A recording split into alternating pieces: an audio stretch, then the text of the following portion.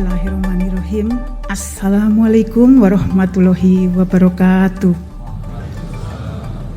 Om Swastiastu, Namo Buddhaya, salam sejahtera, rahayu. Yang terhormat Ketua, Sekretaris, dan anggota Majelis Wali Amanat Universitas Gadjah Mada, Rektor dan para Wakil Rektor Universitas Gadjah Mada, Ketua, Sekretaris, dan anggota Dewan Guru Besar Universitas Gadjah Mada, Ketua, Sekretaris, dan anggota Senat Akademik Universitas Gadjah Mada, Dekan, Wakil Dekan, dan para pejabat struktural di lingkungan Universitas Gadjah Mada, para dosen, tenaga kependidikan, mahasiswa, kolega, dan handai taulan. Hadirin para tamu undangan yang saya hormati, pertama-tama marilah kita panjatkan puji syukur kehadirat Allah Subhanahu wa Ta'ala yang Maha Pengasih dan Maha Penyayang atas limpahan rahmat dan berkahnya sehingga kita bisa berkumpul di Balai Senat ini dalam keadaan sehat walafiat. Pada kesempatan ini, perkenankan saya menyampaikan pidato dengan judul Mendidik Manusia Bersama Mesin, Filsafat Pendidikan di Era Kecerdasan Buatan. Bapak Ibu yang saya hormati, pada tahun 2025 di sebuah semesta fiksi ada seorang lelaki kesepian bernama Theodore Tomly. Ia bekerja sebagai seorang penulis surat untuk siapa saja yang ingin menuliskan atau mengirimkan surat pribadi kepada orang terdekatnya, tetapi terlalu malas atau tidak mampu untuk sekedar merangkai kata.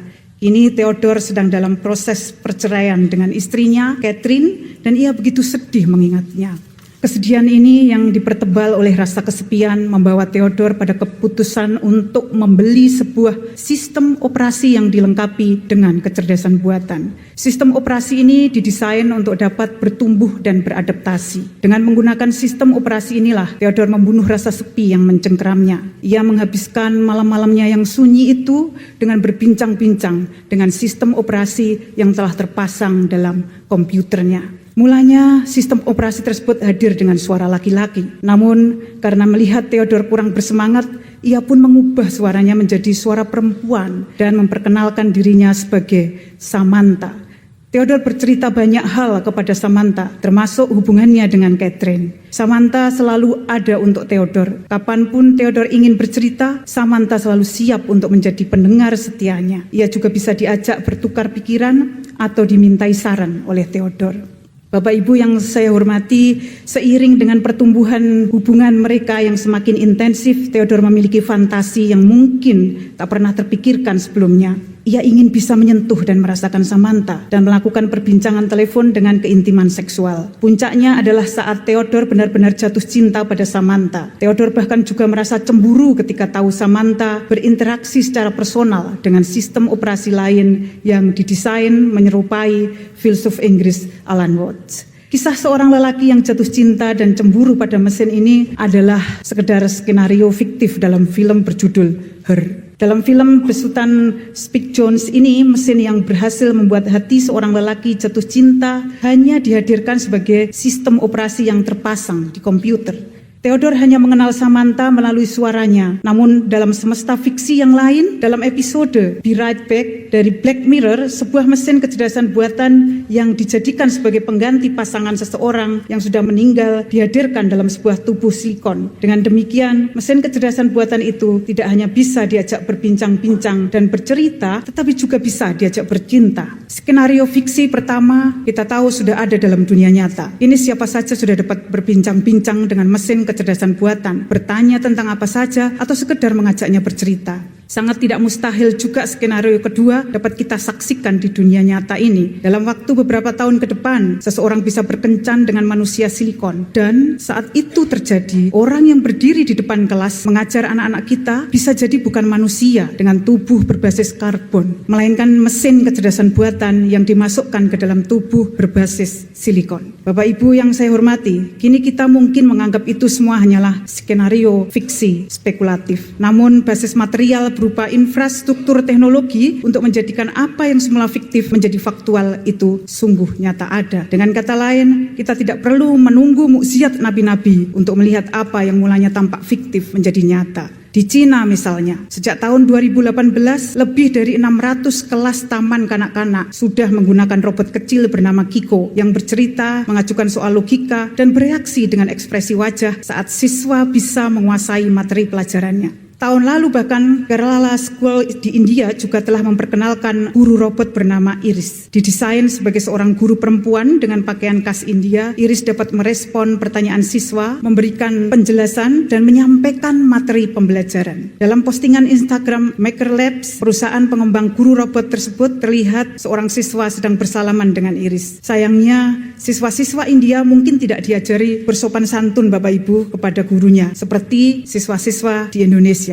Siswa India itu tidak mencium tangan guru robotnya. Bagaimanapun meski robot, Iris tetaplah guru kan Bapak Ibu. Bapak Ibu yang saya hormati, pada bagian berikutnya saya akan mencoba merefleksikan kehadiran guru robot di ruang-ruang kelas yang menjadi pendidik bagi anak-anak kita hari ini. Mari kita memulainya dengan terlebih dahulu menetapkan apa yang sebenarnya kita maksud dengan pendidikan. Para filsuf dan pemikir pendidikan sejak dahulu kala sudah berusaha memberikan beragam definisi tentang pendidikan. Salah satu upaya awal untuk memberikan pengertian definitif tentang pendidikan dilakukan oleh para filsuf analitik Inggris, antara lain dan Peters. Menurut mereka, pendidikan itu seperti praktik kedokteran. Sementara dokter berusaha membuat pasiennya menjadi sembuh dan lebih sehat secara fisik, guru di sisi lain berusaha membuat muridnya mencapai kualitas-kualitas personal yang diinginkan, yang mesti selalu mensyaratkan pemerolehan pengetahuan dan pemahaman. Dengan kata lain, pendidikan itu memiliki satu tujuan, yaitu pemerolehan kualitas diri yang baik oleh siswa yang dapat dicapai melalui transmisi pengetahuan. Definisi analitis ini telah banyak dikritik oleh para filsuf pendidikan lain. Misalnya,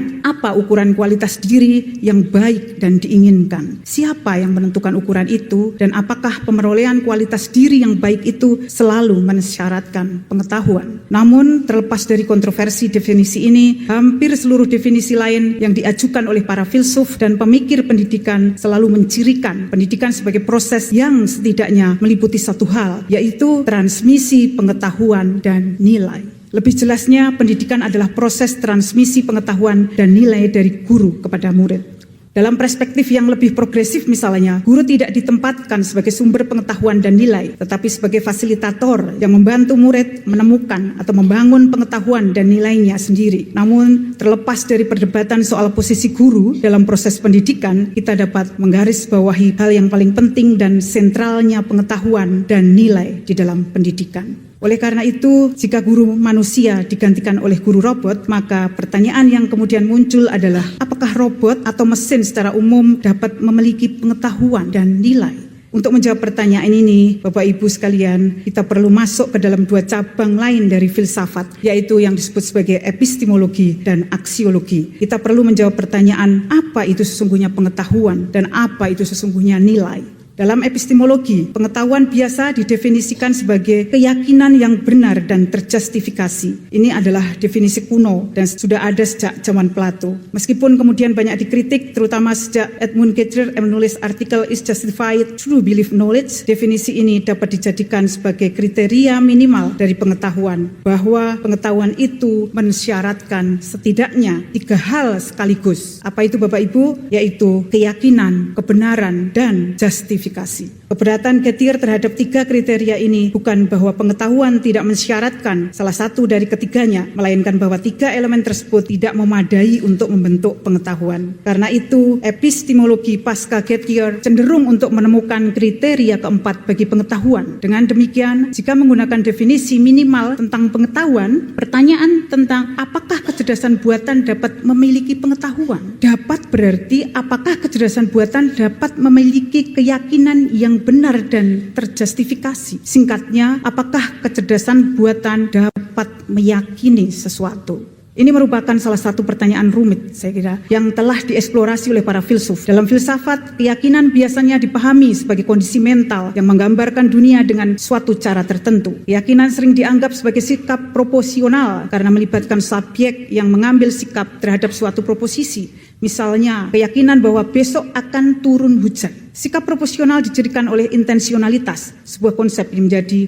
pusat filsafat pikiran. Filsuf seperti John Searle dan Daniel Dennett telah banyak berkontribusi pada diskusi tentang intensionalitas dan penerapannya pada mesin. Argumen Chinese Room milik Shirley menegaskan bahwa manipulasi sintaksis, proses yang mendasari kecerdasan buatan, tidak cukup untuk pemahaman atau intensionalitas yang sebenarnya. Sebaliknya, Dennett mengadopsi perspektif instrumentalis yang menyatakan bahwa mengaitkan keyakinan dengan kecerdasan buatan dapat berguna secara pragmatis, bahkan jika keyakinan ini tidak nyata secara ontologis. Kecerdasan buatan modern, Bapak Ibu, beroperasi terutama pada model komputasional, seperti jaringan syaraf yang memproses data masukan untuk menghasilkan keluaran. Meskipun sistem ini dapat menyimulasikan penalaran dan pengambilan keputusan seperti manusia, sistem ini melakukannya melalui manipulasi simbol secara algoritmik, bukan pemahaman yang sebenarnya. Misalnya model bahasa besar seperti GPT-4 OpenAI menghasilkan teks berdasarkan pola dalam data pelatihan tanpa pemahaman apapun tentang konten semantik. Meskipun model ini dapat memprediksi kata berikutnya dalam urutan dengan akurasi yang luar biasa, kemampuan ini tidak menyiratkan bahwa model ini meyakini apa yang dihasilkannya. Seperti yang dikemukakan Harnett dalam masalah landasan simbolnya, intensionalitas sejati memerlukan hubungan antara simbol dan referennya di dunia nyata, sesuatu yang tidak dimiliki sama sekali oleh kecerdasan buatan. Bapak Ibu yang saya hormati, ketidakmampuan mesin untuk memiliki keyakinan mengimplikasikan bahwa ia tidak bisa menjadi agen epistemik dan dengan demikian ia juga tidak bisa dengan sendirinya menjadi guru. Namun dalam konteks pengetahuan tidak ada beda apakah suatu proposisi itu diyakini atau sekedar hasil pemrosesan algoritmik atas sejumlah informasi. Dari perspektif orang ketiga, proposisi yang diyakini oleh seorang agen epistemik dan proposisi hasil luaran pemrosesan mesin algoritmik ini sama saja.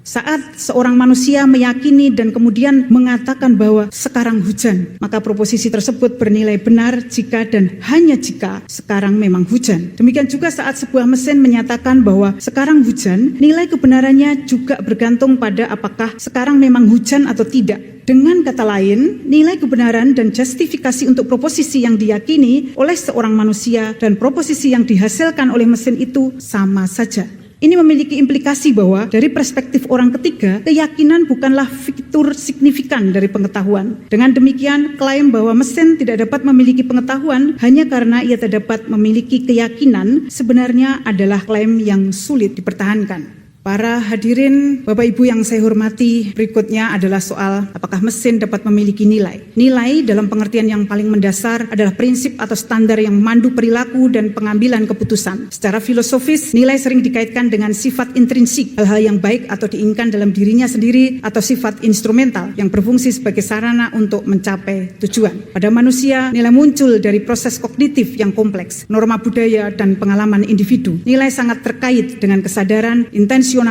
dan keterlibatan emosional. Pemahaman mendasar tentang nilai ini menimbulkan tantangan langsung bagi sistem kecerdasan buatan atau mesin secara umum. Mesin sebagai artefak yang diciptakan oleh manusia tidak memiliki kesadaran dan intensionalitas. Mesin beroperasi berdasarkan algoritma dan data tetapi tidak memiliki pengalaman subjektif. Oleh karena itu, pertanyaan apakah mesin dapat memiliki nilai sering bergantung pada apakah mesin dapat mensimulasikan kesadaran dan intensionalitas seperti manusia secara meyakinkan, atau apakah kepemilikan atas nilai sejati itu membutuhkan lebih dari sekedar simulasi. Kaum fungsionalis berpendapat bahwa yang penting bukanlah substrat dari suatu sistem, melainkan fungsinya. Jika suatu mesin dapat melakukan tugas atau membuat keputusan dengan cara yang konsisten dengan nilai-nilai tertentu, dapat dikatakan bahwa mesin tersebut memiliki nilai-nilai tersebut. Misalnya mobil tanpa pengemudi yang diprogram untuk memprioritaskan keselamatan manusia daripada efisiensi dalam skenario kecelakaan dapat dilihat sebagai perwujudan nilai penting kehidupan manusia dalam sistem mesin tersebut. Para fungsionalis berpendapat bahwa penerapan algoritma pengambilan keputusan etis dalam sistem kecerdasan buatan merupakan realisasi praktis dari nilai-nilai moral. Dari perspektif komputasional, nilai-nilai dapat dikodekan ke dalam mesin melalui algoritma kompleks dan model pembelajaran mesin. Sistem ini dapat menganalisis kumpulan data yang luas untuk mengidentifikasi pola yang selaras dengan kerangka etika tertentu. Misalnya, Watson milik IBM telah diterapkan dalam perawatan perawatan kesehatan untuk merekomendasikan perawatan berdasarkan pertimbangan etis tentang well-being pasien dan alokasi sumber daya. Para pendukung perspektif ini berpendapat bahwa kemampuan ini menunjukkan bentuk perwujudan nilai meskipun dimediasi melalui pemrograman dan pelatihan manusia. Kaum pragmatis dalam diskursus etika ini menekankan hasil tindakan daripada sifat intrinsik pelaku. Jika mesin secara konsisten menghasilkan hasil yang selaras dengan nilai seperti mengurangi bias dalam praktik pembuatan keputusan atau meminimalkan dampak lingkungan, mesin dapat dilihat sebagai perwujudan nilai-nilai tertentu. Perspektif ini mengalihkan fokus dari kapasitas internal mesin ke efek eksternalnya pada dunia.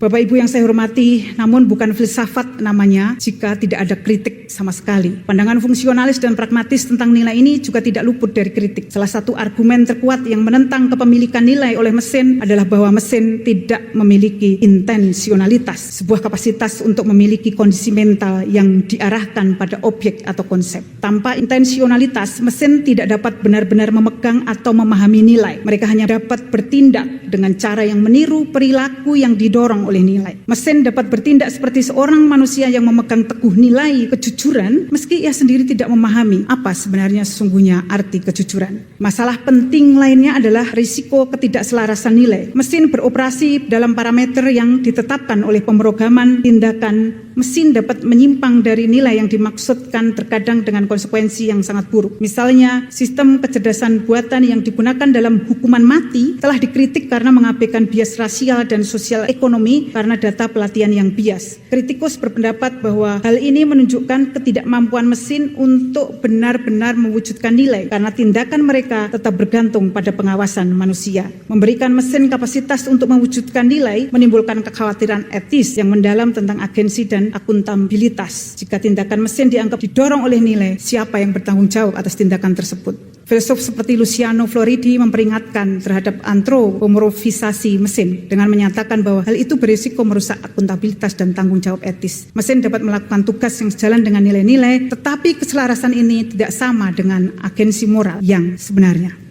Oleh karena itu, dengan mempertimbangkan sejumlah pandangan tentang pengetahuan dan nilai, terutama dalam kaitannya dengan mesin, saya memiliki sebuah pandangan di era kecerdasan buatan ini, kita sebaiknya bukan menyerahkan pendidikan sepenuhnya kepada mesin, tetapi juga bukan menolak begitu saja keterlibatan mesin dalam proses pendidikan. Menyerahkan pendidikan anak-anak kita sepenuhnya kepada mesin akan menjadi bencana bagi masa depan kemanusiaan kita. Kita layak cemas ketika melihat banyak anak-anak justru belajar banyak dari YouTube. Namun menolak sama sekali keterlibatan mesin dalam proses pendidikan adalah juga sikap yang anakronis. Ada begitu banyak hal dari teknologi kecerdasan buatan misalnya yang dapat dimanfaatkan untuk mengoptimalkan proses pendidikan. Karenanya daripada menolak atau membiarkan mesin mengambil alih proses pendidikan anak-anak kita, kita sebaiknya mulai membayangkan bagaimana mendidik manusia bersama mesin. Bapak Ibu hadirin yang saya hormati, mesin sebagai kolaborator pedagogi kritis. Saya mengambil tesis demikian, bahwa ide mendidik manusia bersama mesin ini adalah upaya menjadikan mesin sebagai kolaborator manusia dalam proses pendidikan. Mesin secara ontologis memang merupakan entitas non-manusia, namun karena diciptakan oleh manusia sendiri, ia sering merupakan proyeksi dari pikiran manusia. Dengan kata lain, manusia seringkali menginginkan mesin ciptaannya itu bisa seperti dirinya, bisa berpikir dan bisa berperilaku sebagaimana manusia. Hasrat swamemetik yang diproyeksikan pada mesin itulah yang antara lain menghasilkan guru robot. Manusia ingin melihat mesin ciptaannya bisa mengajar seperti halnya guru manusia. Pada bagian berikutnya saya akan mencoba melakukan beberapa peninjauan ide mendidik manusia bersama mesin melalui lensa filsafat pendidikan. Pendidikan hari ini sering mengalami perubahan dramatis akibat adanya kecerdasan artifisial dan otomatisasi teknologi. Saat ini teknologi masih memiliki peran sebagai alat bantu bagi para pendidik untuk meningkatkan kapasitas diri dan menyelesaikan tugas-tugas yang lebih kompleks. Alih-alih menggantikan manusia atau pendidik dalam menjalankan tugasnya, kecerdasan artifisial masih terbatas dalam membentuk kecerdasan emosional dan mengembangkan cara berpikir kritis. Namun tantangan disrupsi teknologi di masa depan adalah sejauh mana kita mendefinisikan konsep SWA pembelajaran atau self-learning yang mengandalkan alokasi pengetahuan dan otomatisasi kecerdasan artifisial. Apakah mungkin kecerdasan artifisial ini akan menggantikan dan mengambil peran guru secara tradisional? Sampai sejauh mana kecerdasan artifisial akan menjadi asisten pengajar sehingga memungkinkan guru untuk mengalokasikan lebih banyak waktu untuk pengajaran inovatif dan membangun koneksi lebih dalam dengan siswa. Namun di balik semua kemajuan yang dihadirkan oleh kecerdasan artifisial di bidang pendidikan juga ada tantangan yang tidak dapat dihindari, termasuk kebutuhan pelatihan guru, etika penggunaan teknologi kecerdasan buatan, privasi data, sampai masalah kesenjangan akses digital yang setara bagi semua siswa. Integrasi kecerdasan buatan semakin menekankan pergeseran ini, menawarkan cara-cara transformatif untuk menyampaikan materi pendidikan selama periode perubahan sosial dan budaya yang cepat. Namun, adopsi teknologi baru dalam pendidikan bukanlah tanpa preseden atau tanpa resistensi. Misalnya, pengenalan papan tulis di ruang kelas setelah tahun 1801 mendapat skeptisisme karena siswa yang terbiasa dengan metode hafalan menolak metode instruksi visual baru ini. Demikian pula pada abad 19, universitas ragu untuk mengadopsi lentera ajaib perangkat proyeksi awal dengan menganggapnya sebagai alat hiburan daripada sumber daya pendidikan yang syah. Konteks historis ini menyoroti bahwa meskipun kemajuan teknologi memiliki janji besar untuk membentuk kembali pendidikan, implementasinya sering menghadapi resistensi awal dan membutuhkan waktu untuk diterima. Berdasarkan konteks sejarah ini, kita dapat melihat bahwa revolusi teknologi pendidikan yang menjanjikan selalu mengalami dinamika penolakan dan penerimaan yang beragam. Meskipun kemajuan AI seperti ChatGPT 4 menunjukkan kemampuan revolusioner dalam hal mengotomatisasi tugas, meningkatkan produktivitas, dan mendukung pendidikan dan penelitian, hal ini juga menimbulkan risiko yang tersembunyi. Risiko tersembunyi ini biasanya dikaitkan dengan wacana sains fiksi seperti kerentanan eksistensial dan kekhawatiran akan potensi pengikisan pemikiran kritis saat batas antara keahlian manusia dan pengetahuan yang dihasilkan oleh mesin semakin kabur. Istilah ini sering disebut sebagai epistemological nightmare atau mimpi buruk epistemologis. Oleh karena itu, kita hendaknya perlu untuk memahami kembali batasan keduanya, untuk mengembangkan kembali pemikiran kritis dan mengurai nilai-nilai kemanusiaan yang lebih bermartabat bersamaan dengan mesin, menyeimbangkan potensi transformatif AI dengan resiko etika, epistemologis, dan keamanannya tetap menjadi tantangan mendesak.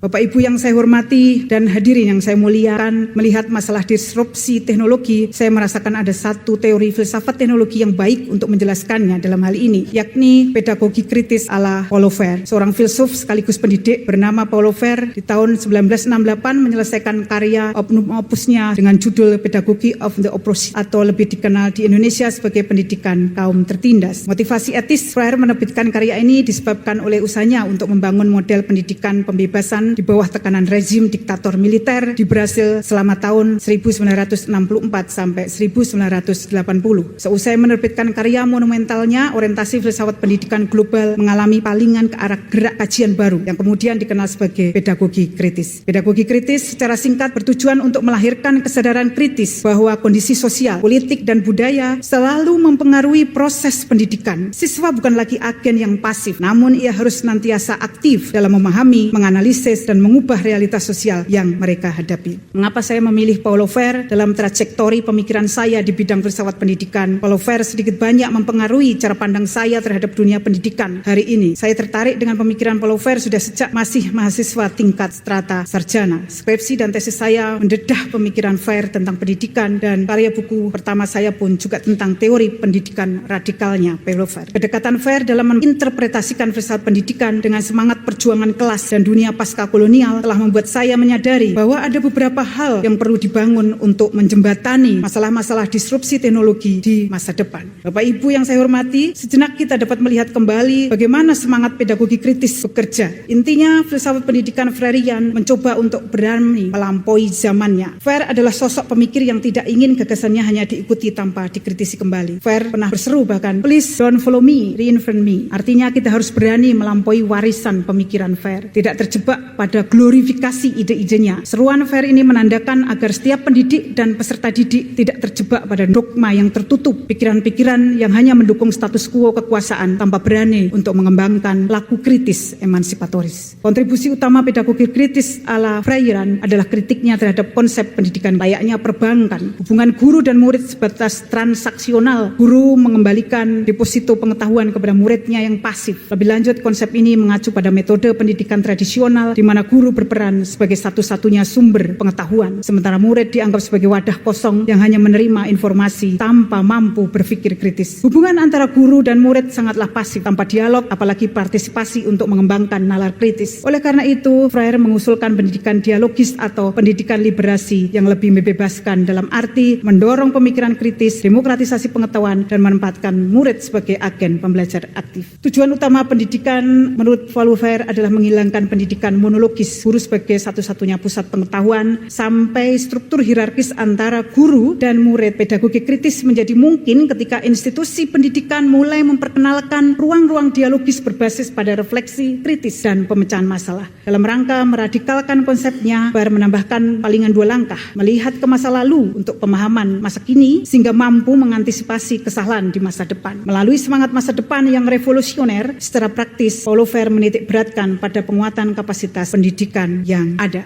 Pelibatan mesin dalam proses pendidikan, Bapak Ibu sekalian, sejatinya lebih banyak memberikan peluang model-model pembelajaran baru yang lebih kreatif, menawarkan pula pengalaman pembelajaran yang lebih dipersonalisasi sesuai dengan kebutuhan guru dan murid, dan bahkan hasil pembelajaran yang dihasilkan dapat menjadi bagian dari analisis data yang lebih inklusif. Mendemokratisasi pendidikan artinya menjadikan pendidikan lebih inklusif. Inklusivitas dapat dimulai dengan menghentikan proses sistem pendidikan kapitalistik yang hanya mengkomodifikasi pengetahuan dan menjadikan siswa hanya sebagai konsumen konten data digital tanpa menjadikannya sebagai alat untuk membebaskan peserta didik. Jika hal itu terjadi kembali, maka apa yang dibayangkan oleh Freire tentang pendidikan gaya bank akan tetap ada. Bedanya teknologi lebih banyak berperan untuk mempertahankan status quo kekuasaan. Apa yang ditawarkan oleh Freire pada proses pedagogi kritis dalam menganalisis kerangka kerja mesin dalam dunia pendidikan adalah yang invasif dan menolak komodifikasi pendidikan gaya bank. Pada akhirnya, disrupsi teknologi dapat diminimalisir dengan menempatkan teknologi sejalan dengan visi Freire tentang pendidikan sebagai kekuatan pembebasan, mempromosikan kesadaran kritis dan transformasi sosial daripada mempertahankan ketidaksetaraan yang ada atau memperkuat sistem pendidikan yang hanya digerakkan oleh kapitalisasi pengetahuan semata. Paulo Freire mengidentifikasi dehumanisasi sebagai realitas ontologis sekaligus historis yang muncul dari struktur-struktur penindasan yang membuat individu selalu teralinasi dari kemanusiaannya. Konsep dehumanisasi menurut Freire bersifat timbal balik dan relasional. Kelas penindas yang selalu menormalisasi tindakannya mendehumanisasi kaum tertindas yang akan kehilangan kemanusiaannya sendiri. Perspektif ini memperluas kritik moral dan eksistensial terhadap penindasan dengan menekankan bahwa penindasan tidak hanya merugikan mereka yang ditundukkan, tetapi juga merusak kemanusiaan mereka yang melakukan penindasan.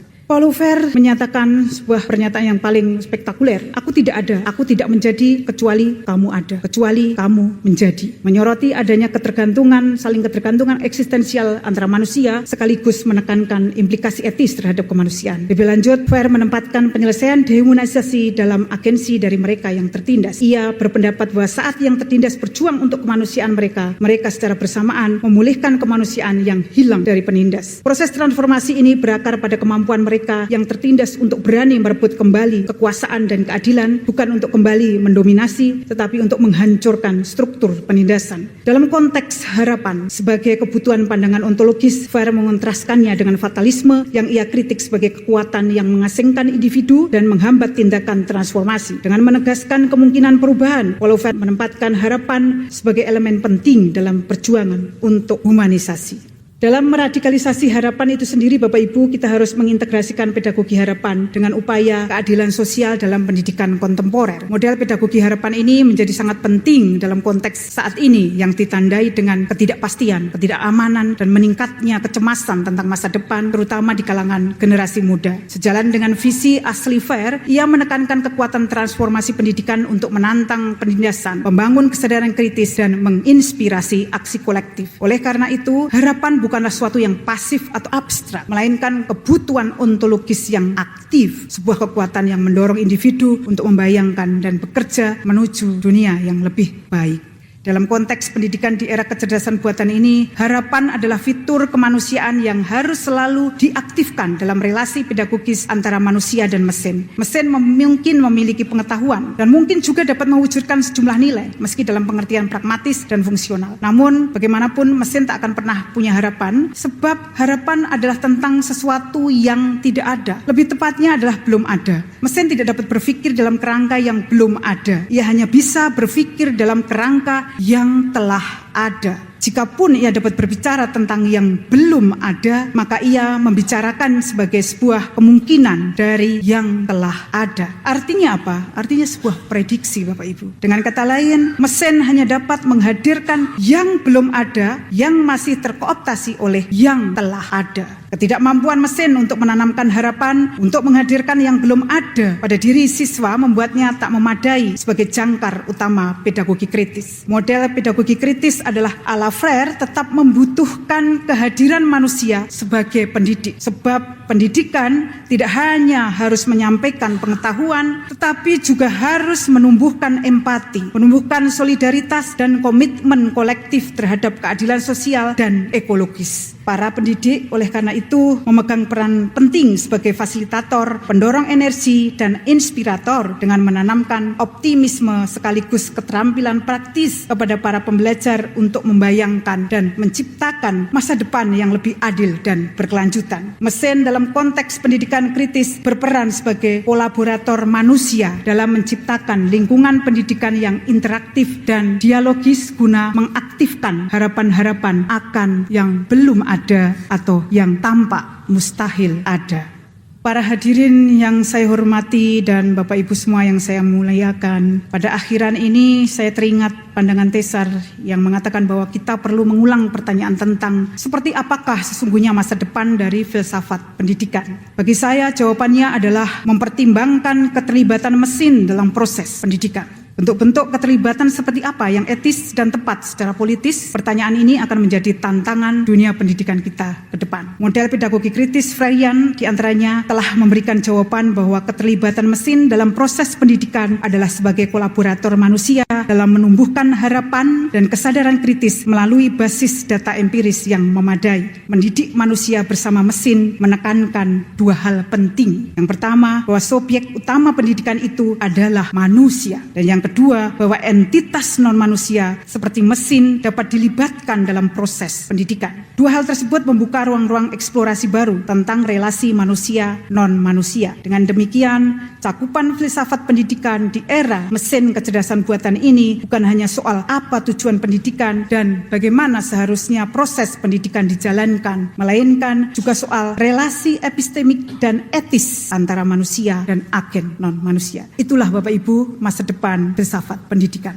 Para hadirin yang saya hormati, sebagai penutup, izinkan saya menyampaikan rasa syukur kepada Allah SWT yang telah memungkinkan saya memperoleh gelar sebagai guru besar di Universitas Gadjah Mada ini. Jika gelar ini adalah anugerah, semoga saya bisa senantiasa mensyukurinya dengan terus berusaha memantaskan diri saya menyandang gelar guru besar ini. Jika gelar ini adalah amanah, semoga saya juga diberi kemampuan untuk menjaganya dengan sebaik-baiknya penjagaan amanah. Namun entah anugerah atau amanah, yang jelas bagi saya ini adalah dorongan untuk selalu belajar lebih serius dan serius lagi, lebih keras dan lebih keras lagi.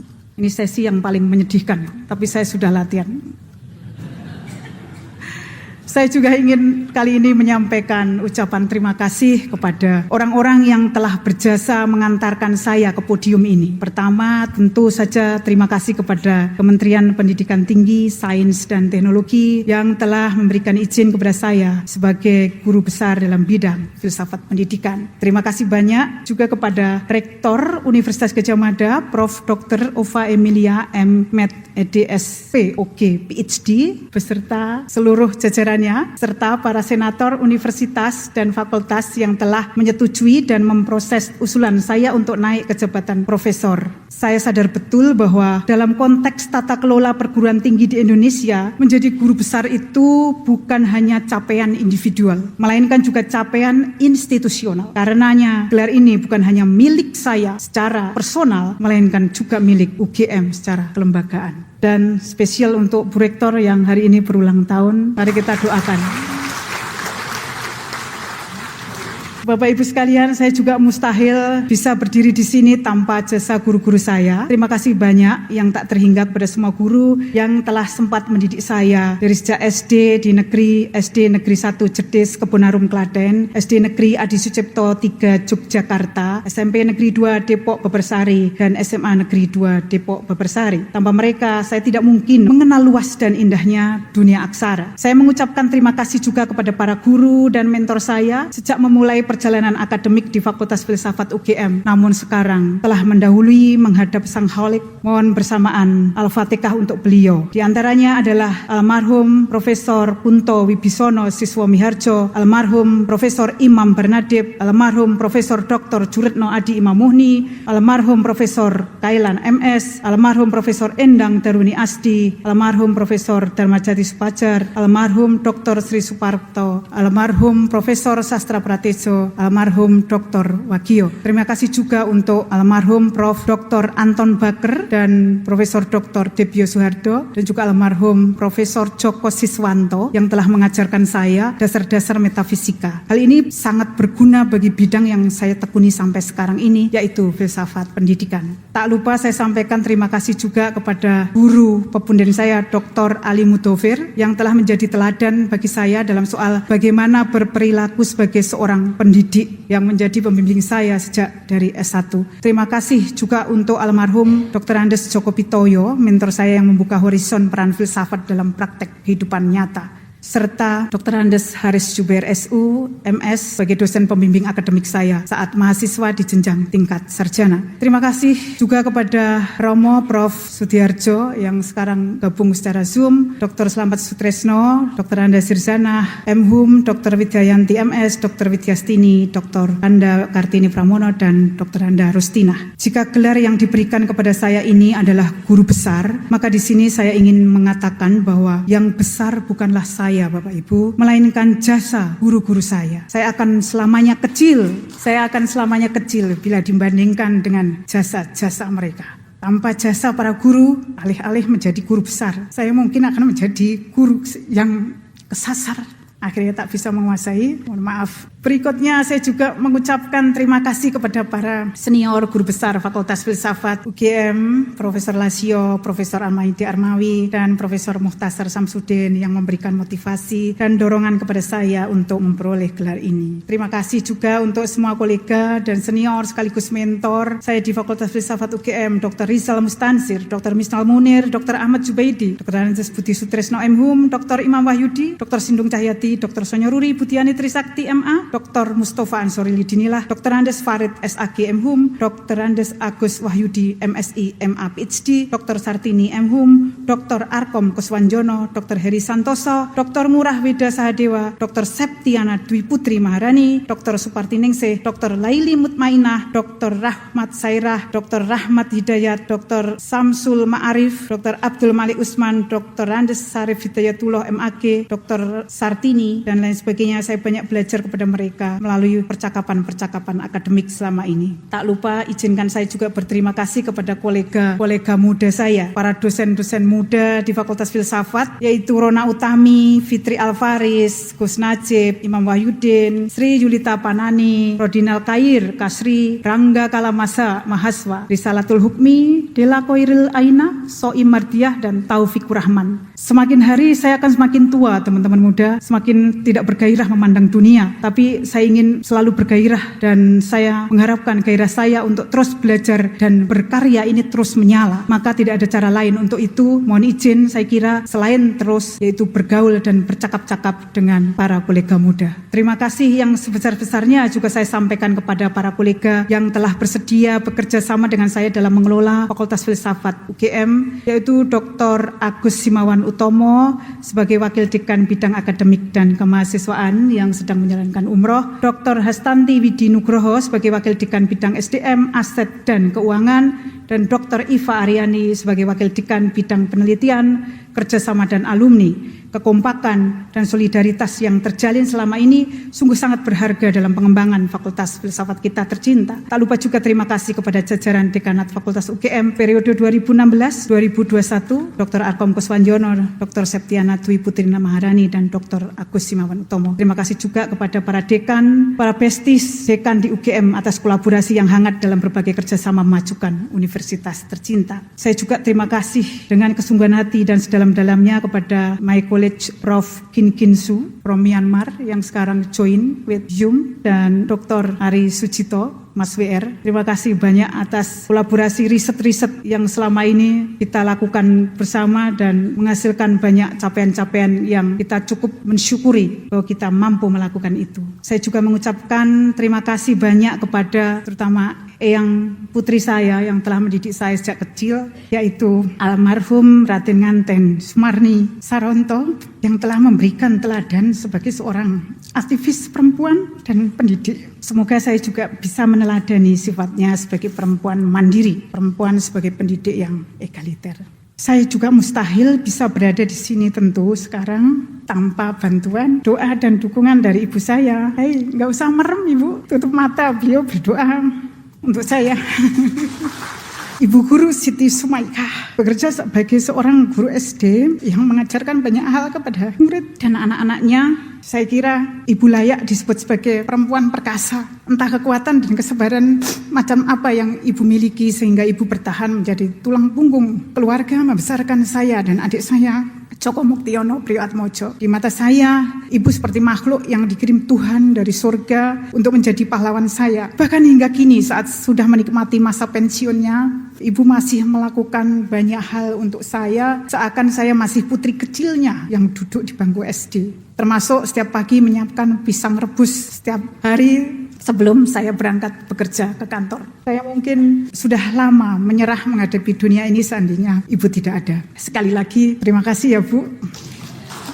Terima kasih juga kepada Bapak saya, Insinyur Raden Mas Satrio Murdowo. Semoga Bapak selalu dalam lindungan Allah Subhanahu wa taala. Terima kasih banyak juga kepada ayah saya, Abuya Samsul Kahar, yang jauh-jauh hadir dari Banda Aceh melintasi separuh dunia, ibaratnya demikian. Terima kasih banyak karena beliau dalam keadaan sedang sakit, jadi dari rumah sakit dibawa ambulan ke bandara karena keinginannya untuk membersamai putrinya saya. Terima kasih ya Buya.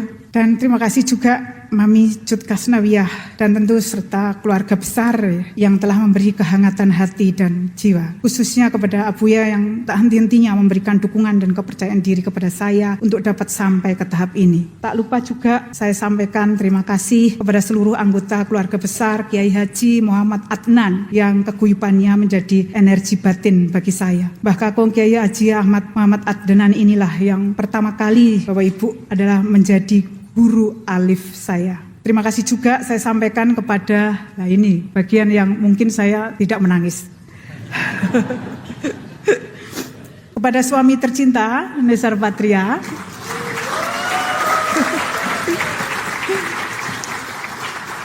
Terima kasih yang selama ini selalu mendukung penuh pilihan-pilihan hidup saya dalam suka dan duka, sekaligus juga menjadi kawan diskusi dalam petualangan intelektual dari masa zaman 90-an sama menjadi mahasiswa S1 sampai sekarang sebagai sebuah keluarga. Maafkan saya jika dalam menjalankan tugas terkadang banyak mengambil waktu bagi keluarga kita. Terima kasih juga untuk anak-anak tercinta, Meurah Intan Safia, Kak Fia, Leila Kemala Raseki, Kaila, dan Mikail Al-Kahar, Miko. Mereka ini sesungguhnya yang menjadi daya hidup saya Bapak Ibu, yang terus mengalirkan apa itu yang disebut sebagai makna cinta tanpa syarat. Untuk orang-orang yang pernah membantu saya dalam soal apapun, tapi saya tidak bisa menyebutkan namanya satu persatu di sini tanpa mengurangi sedikit pun rasa hormat dan penghargaan saya mengucapkan banyak terima kasih dan permohonan maaf. Terima kasih banyak juga kepada hadirin yang sudah sudi kiranya menghadiri acara pengukuhan ini dan sabar menunggu hingga selesai dan melihat orang menangis di podium, itu kan gak lucu banget gitu kan. Semoga doa Bapak Ibu dikabulkan oleh Allah untuk kebaikan bersama dan mendapatkan timpalan balasan terbaik dari Allah Subhanahu wa taala. Bunga selasih mekar di tapak tuan. tanda kapal merapat ke pelabuhan. Terima kasih untuk guru dan ilmu pengetahuan. Tanpa mereka, aku tidak akan sampai ke tujuan. Sekian, wabillahi taufik walhidayah. Wassalamualaikum warahmatullahi wabarakatuh.